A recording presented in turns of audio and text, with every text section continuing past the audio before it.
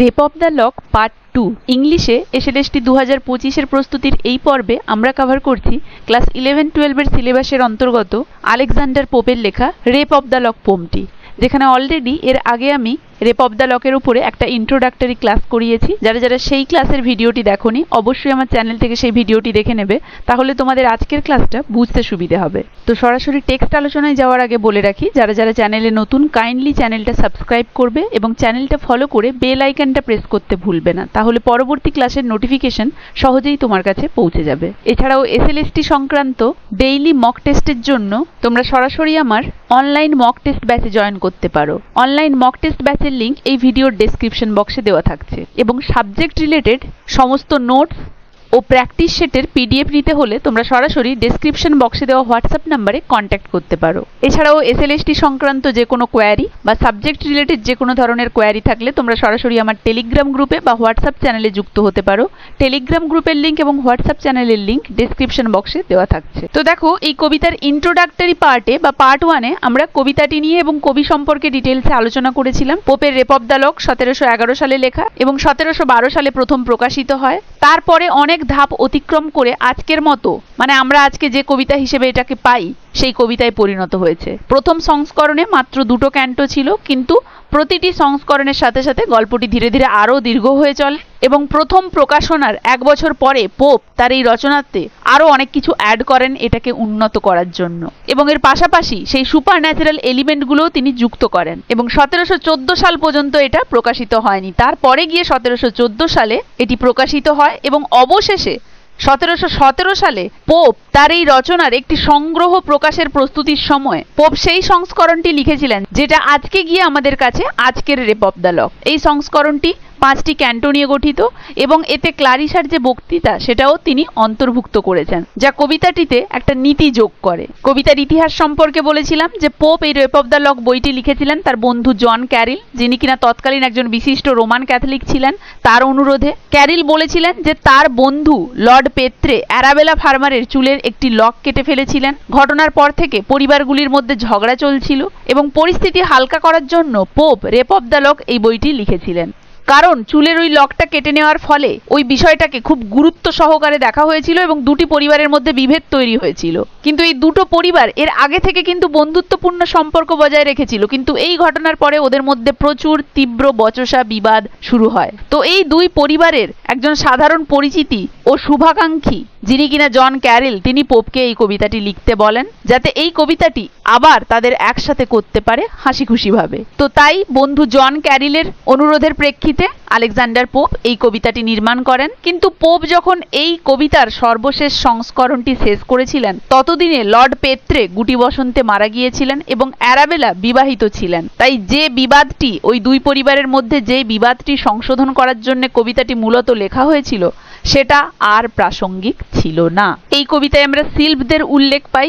সিলভ একটি ল্যাটিন শব্দ সিলভেস্ট্রিস এবং নিম্ফা থেকে এসেছে, যার মানে হলো বায়ুর আত্মা। প্রকৃতপক্ষে 16 শতাব্দীর গোড়ার দিকে বিখ্যাত সুইস জার্মান চিকিৎসক, অ্যালকেমিস্ট এবং হারমেটিক দার্শনিক প্যারাসেলসাসের রচনা থেকে এই সিলভ উদ্ভূত হয়। এই সিলভগুলো হলো বায়ুর সত্তা। প্যারাসেলসাস বায়ুকে 4টি মৌলিক উপাদানের একটি হিসেবে স্বীকৃতি দিয়েছিলেন, যার বাকি 3টা হলো পৃথিবী, আগুন এবং জল।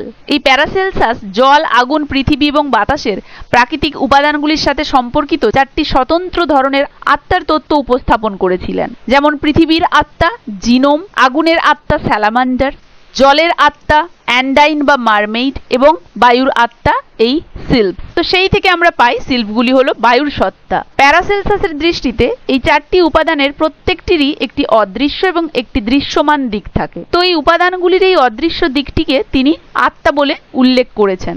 তো বায়ুর এই আত্মা হলো সিলভ, যারা বাতাসের অদৃশ্য উপাদানগুলির মধ্যে একটি। শিল্পের লিঙ্গ সম্পর্কে বর্ণনা বিভিন্ন ছিল, তবে বেশিরভাগ বিবরণে তাদের পরীদের মতো সুন্দরী নারী হিসেবে চিহ্নিত করা হয়েছে। তবে পুরুষ শিল্প যে নেই সেটা কিন্তু নয়। উদাহরণস্বরূপ শেক্সপিয়ারের সেই টেম্পেস্টে আমরা এরিয়েলকে দেখেছিলাম, সে কিন্তু পুরুষ হিসেবে কখনো আবার কখনো কখনো নারী হিসেবে চিত্রিত হয়েছে। প্যারাসেলসাস প্রথমে সিল্পকে মানুষের মতো আকৃতির বলে মনে করতেন, কিন্তু এরা আকারে বড় ছিল।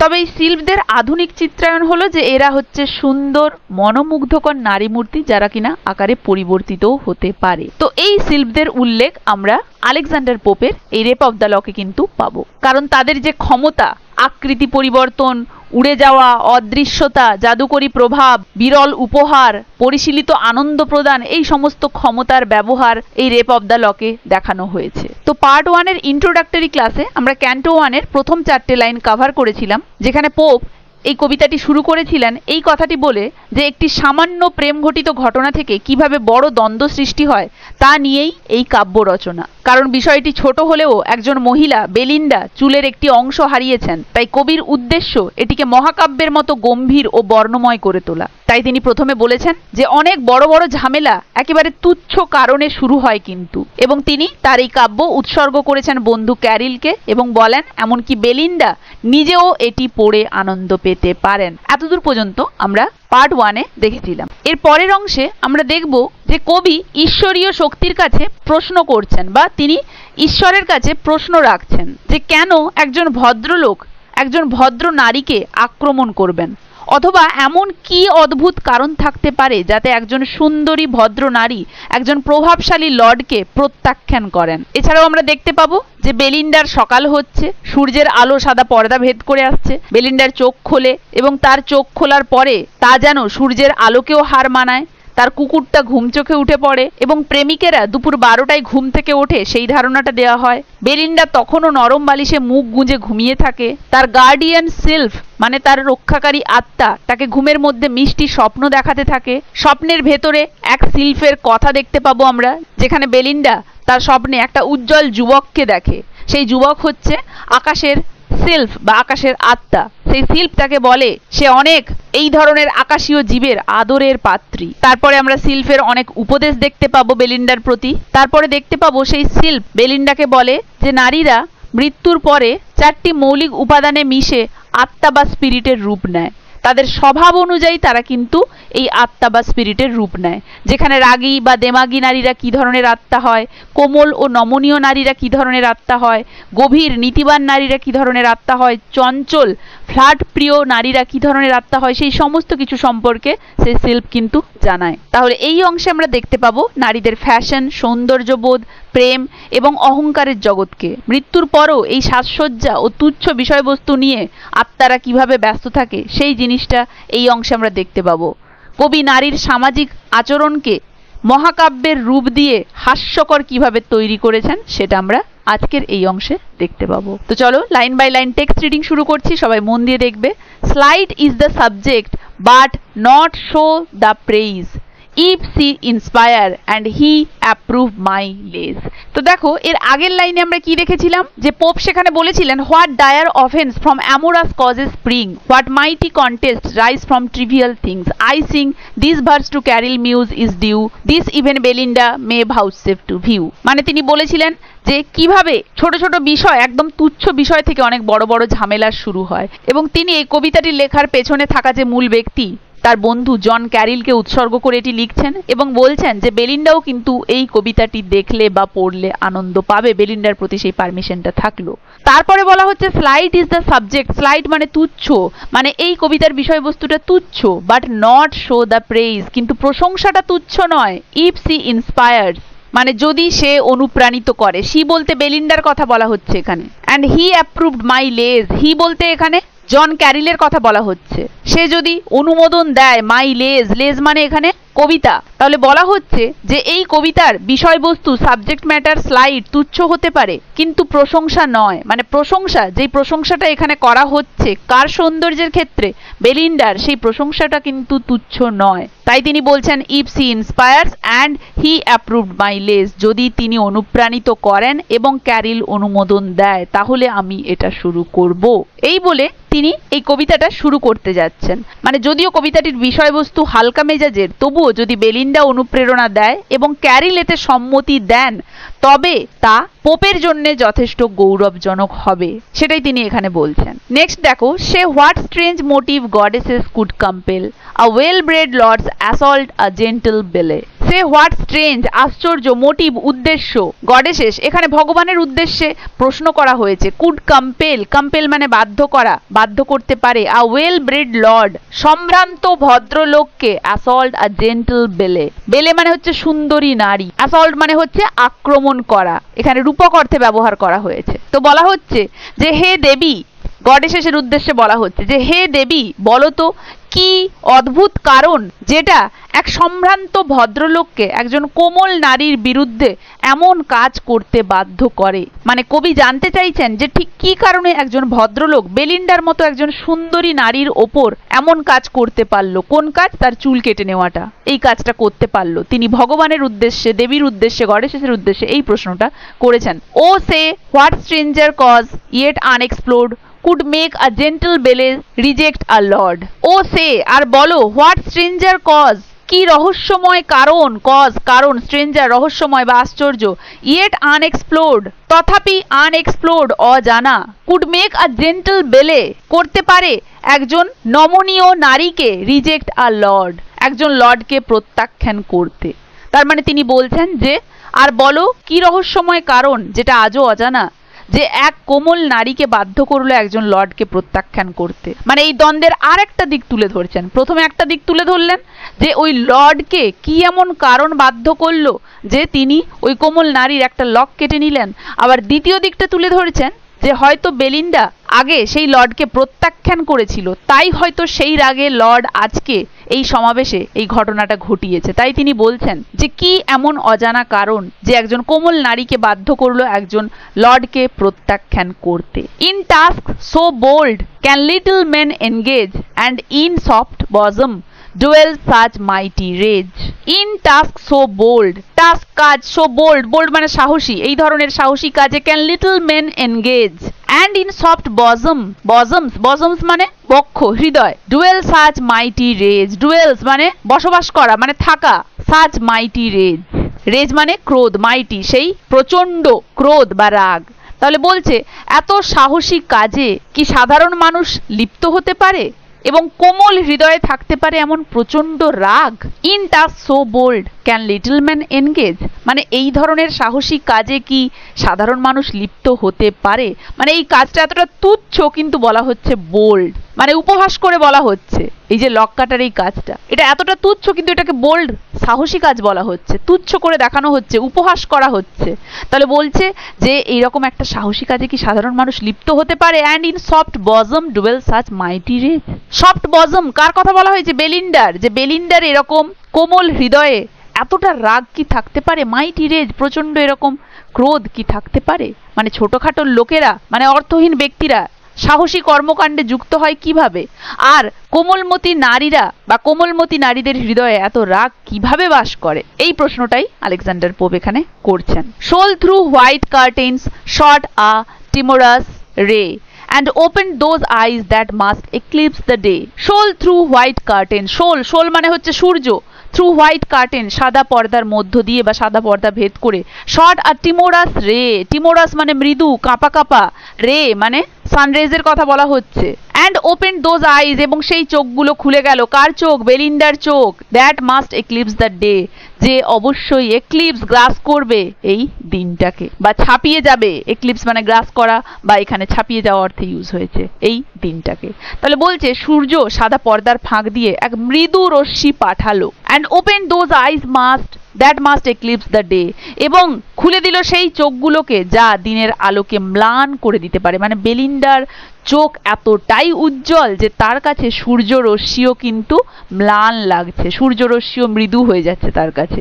বেলিন্ডার ঘুম ভাঙলো সূর্যের কিরণে, আর তার চোখ এত উজ্জ্বল যে সে সূর্যকেও হার মানায়, এটাই বলতে চাওয়া হয়েছে এখানে। নাও ল্যাপডগস give themselves the rousing shake.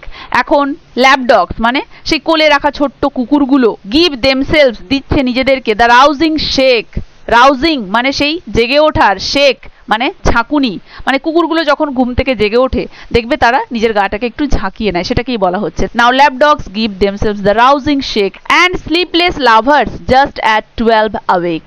And sleepless lover, sleepless রাতভর জেগে থাকা প্রেমিকরা, কারণ প্রেমিক প্রেমিকারা সারা রাত জেগে কথা বলে, ফলে তারা জেগে থাকে, একে অপরের স্বপ্ন দেখতে থাকে, প্রেমিকা প্রেমিকের, প্রেমিক প্রেমিকার, তো ফলে সারা রাত তারা জেগে থাকতো এবং দেরি করে সকাল পর্যন্ত ঘুমোতো। জাস্ট অ্যাট 12 অ্যাওয়েক, তারা 12টার সময় জাগতো, তারা ঘুম থেকে জেগে উঠতো 12টার সময়, কারণ সারা রাত তো তারা জেগেছিল। সেটাই বলা হয়েছে যে এখন কোলে রাখা ছোট্ট কুকুরগুলো যেন দম নিয়ে জেগে উঠছে, আর রাতভর জেগে থাকা প্রেমিকেরা দুপুর 12টায় ঘুম থেকে ওঠে।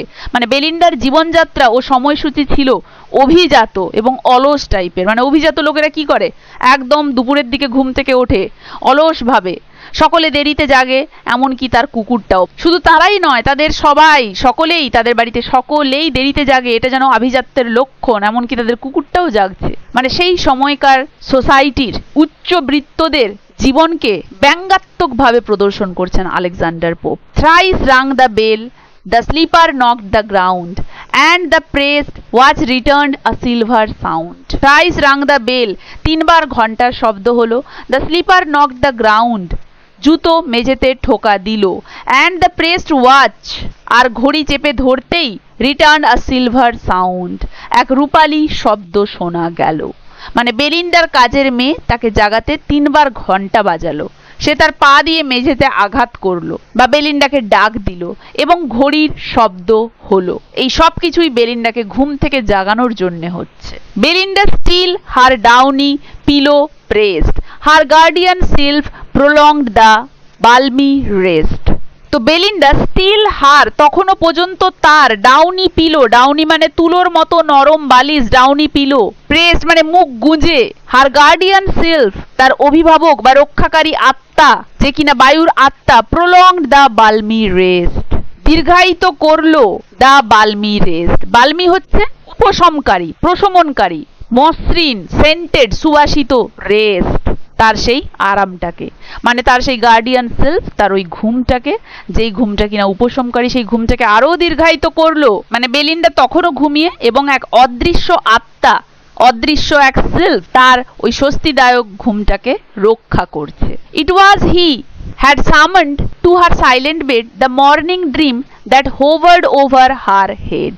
বলছে ইট ওয়াজ হি হ্যাড সামন টু হার সাইলেন্ট বেড, মানে এই শিল্পী, ইট ওয়াজ হি, এটাই সেই শিল্প, হু হ্যাড সামন্ড, যে কিনা ডেকে পাঠিয়েছিল, টু হার সাইলেন্ট বেড, তার ঘুমন্ত বিছানায়, মানে তার ওই নিস্তব্ধ বিছানায়, মানে ঘুমন্ত বিছানায়, দ্য মর্নিং ড্রিম, সেই সকালের স্বপ্নকে, দ্যাট হোভার্ড ওভার হার হেড, যেটা তার মাথার ওপর ভেসে বেড়াচ্ছিল, হোভার্ড ওভার মানে ওপরে ভেসে বেড়াচ্ছিল মাথার, হেড, তাহলে এটা হচ্ছে সেই শিল্প।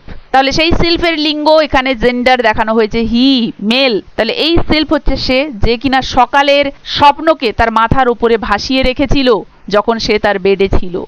আ ইউথ মোর গ্লিটারিং দেন আ বার্থ নাইট বিউ, তো বলা হচ্ছে আ ইউথ, একজন যুবক বা তরুণ, মোর গ্লিটারিং মানে এই যে আত্মা, এই যে শিল্প, এই আত্মার নাম ছিল এরিয়েল, সেই এরিয়েল, শেক্সপিয়ারের টেম্পেস্টে যে এরিয়েল, সেই অবলম্বনে এই শিল্পের নাম হয়েছে এরিয়েল। তো বলছে এই যে এরিয়েল নামে আত্মা, তো সেই আত্মার নাম ছিল এরিয়েল, যদিও নামটা এখনো পর্যন্ত বলা হয়নি এখানে, তবে এই যে শিল্প, যে তাকে ওই সকালের স্বপ্নটা পাঠিয়েছিল, সেই শিল্প হচ্ছে এরিয়েল। তো বলা হচ্ছে এই এরিয়েল শিল্প বা এই এরিয়েল নামে এই আত্মা বেলিন্ডার জন্য একটা স্বপ্ন পাঠায়, যা ভবিষ্যতের ইঙ্গিত দেয়। মানে সে যে স্বপ্নটা পাঠিয়েছিল, যেই স্বপ্নটা বেলিন্ডার কাছে এসেছিল, সকালের স্বপ্ন, সেটার দ্বারা সে ভবিষ্যতের একটা ইঙ্গিত দিতে চেয়েছিল, মানে কি ঘটতে চলেছে তার সাথে, সেটার একটা ইঙ্গিত দেওয়ার জন্য সে সেই স্বপ্নটা পাঠিয়েছিল, সকালের স্বপ্ন। আ ইউথ মোর গ্লিটারিং দেন আ বার্থ নাইট ভিউ, আ ইউথ একটা তরুণ বা একটা যুবক, মোর গ্লিটারিং মানে বেশি জাঁকালো বা বেশি চকচকে, বেশি গ্লিটার করছে, চকমক করছে, দেন তুলনায়, কার তুলনায়, আ বার্থ নাইট ভিউ, ভিউ মানে হচ্ছে অভিজাত তরুণ, যারা সাজগোজে রত থাকে, সেই সমস্ত তরুণকে, বার্থ নাইট মানে রাজ পরিবারের জন্মদিন উদযাপনের যে উৎসব, সেই রাজ পরিবারের জন্মদিন উদযাপনের উৎসবে যে সাজগোজে রত অভিজাত তরুণ, সেই সমস্ত তরুণের থেকেও মোর গ্লিটারিং কে না, সেই শিল্প, সেই ইউথ, সেই youth that even in slumber caused her cheek to glow, যে কিনা ইভেন ইন স্লাম্বার, এমনকি তার ঘুমের মধ্যেও, স্লাম্বার ডিপ স্লিপ, ঘুমের মধ্যেও caused her মানে বেলিন্ডার গালগুলোকে গ্লো করাচ্ছে বা তার গালে রাঙা আভা এনে দিচ্ছে। মানে এ এক তরুণ যিনি জন্মদিনের রাতে সাজগোজ করা যুবকদের থেকেও বেশি সুন্দর, বেশি জাঁকালো, বেশি চকচকে, যার স্বপ্নে দেখাও ঘুমের মধ্যে তার গালে লাল রঙের আভা এনে দেয় বা তার গালে রাঙা আভা এনে দেয়। মানে এই ইউথ, এই শিল্পের স্বপ্নে দেখাও কিন্তু ঘুমের মধ্যে বেলিন্ডার গালগুলোকে রাঙা আভা এনে দিয়েছিল। তো বলা হচ্ছে বেলিন্ডার স্বপ্নে যে তরুণ আসে তিনি এতটাই চমৎকার, এতটাই তার উজ্জ্বলতা, এতটাই তিনি জ্বলজ্বল করছেন যে ঘুমের মধ্যেই বেলিন্ডার গালও লজ্জায় রঙিন হয়ে উঠছে। Seemed to her ear his winning lips to lay, and thus in whispered said, or seemed to say. Seemed to her ear his winning lips to lay. Winning lips মানে বিজয়ী ঠোঁট, লে মানে রাখা বা স্থাপন করা। তাহলে তাকে মনে হলো সেই তরুণ তার কানে নিজের মিষ্টি ঠোঁট ছুঁয়ে কিছু বলছে। সিম টু হার, এটা তার মনে হলো, কার? বেলিন্ডার, যে তার কানে যেন সেই তরুণ তার নিজের মিষ্টি বিজয়ী ঠোঁট ছুঁয়ে কিছু যেন বলছে।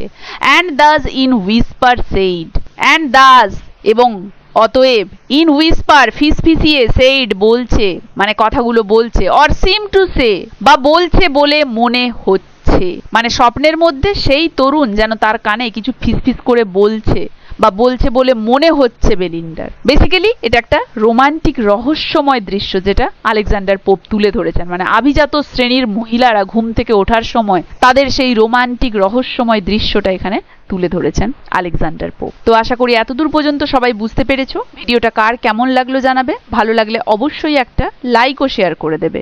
এই পার্টটা তাহলে এখানেই শেষ করছি, দেখা হচ্ছে পরবর্তী অংশটা নিয়ে পরের ক্লাসে।